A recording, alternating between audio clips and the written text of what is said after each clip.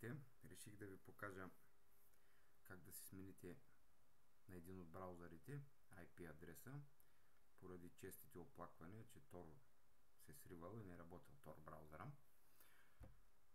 Ето тук съм влязал и на Google Chrome и на Mozilla Firefox да видите IP адресите.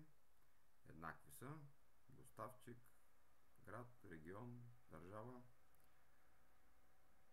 Аз ще сменя на Firefox IP-то. В мрежата има много сайтове, с които предлагат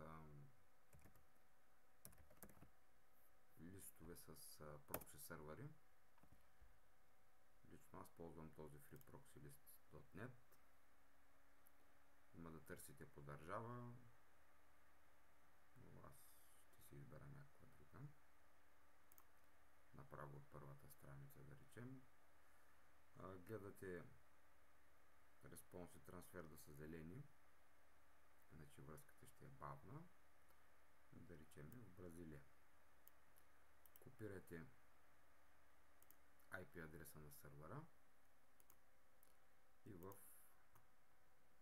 Mozilla, в настройките, разширени мрежа, настройване на мрежата, избирате ръчна настройка на прокси. Копирате, поставяте IP адреса на сървъра, поглеждате на кой порт работи, в случая 8080. Написвате и него и запаметявате промените.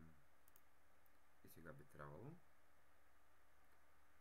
за Mozilla IP-то да е сменен. Да. В момента съм в Бразилия. Докато при Google Chrome си остава същия оригиналния IP адрес, на който ви е дал вашия интернет доставчик.